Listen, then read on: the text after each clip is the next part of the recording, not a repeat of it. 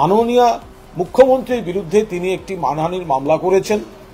আরও শুনলাম আজ কোর্ট থেকে যে সেই মামলায় তিনি নবনির্বাচিত 2 বিধায়ক এবং আমার নাম যুক্ত করেছেন।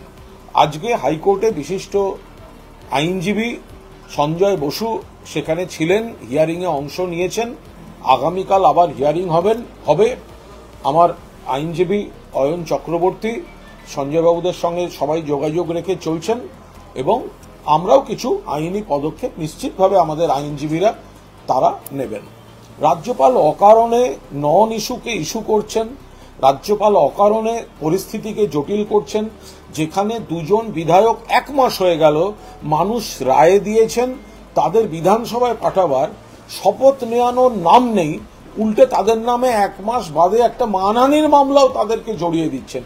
এটা তো তারা জটিল করছেন। রাজ্যপাল রাজভবন অকারণে জিনিসটা জটিল করছে। এবং খুব সত্যি কথা জেনে রেখে দিন, মাননীয় অধ্যক্ষ স্পিকার সাহেব অত্যন্ত উদারতার সঙ্গে রীতিনীতি মেনে চলছেন, সেই কারণে এখনো তিনি কড়া ব্যবস্থা নেননি। আরে নির্বাচন কমিশন সার্টিফিকেট দিয়ে দিয়েছে, এরা এমএলএ। কাল যদি এমএলএ বিধানসভায় গিয়ে বসেন, ওই টেকনিক্যাল একটা পেনাল্টি না অমুক তমুক কি আছে, এর বাইরে রাজ্যপালের কিচ্ছু করার ক্ষমতা নেই। মাননীয় মুখ্যমন্ত্রী তিনি রাজ্যপাল পদ এবং রাজভবনকে কোথাও কোনো অসম্মান করেননি। মুখ্যমন্ত্রী তিনি কোথাও রাজ্যপাল পদকে অসম্মান করেননি। রাজভবন থেকে এই সংক্রান্ত কিছু গুরুত্বপূর্ণ অভিযোগ মুখ্যমন্ত্রীর কাছে গিয়েছিল, কারণ তিনি পুলিশ মন্ত্রী এবং পুলিশের কাছে কিছু অভিযোগ এসেছিল।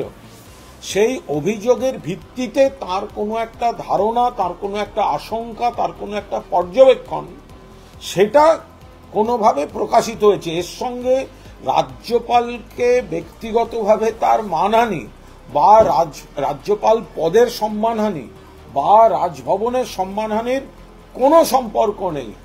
এখন পড়ল কথা সবার মাঝে, যার কথা তার গায়ে বাজে, ব্যাপারটা সেইখানে চলে গেছে।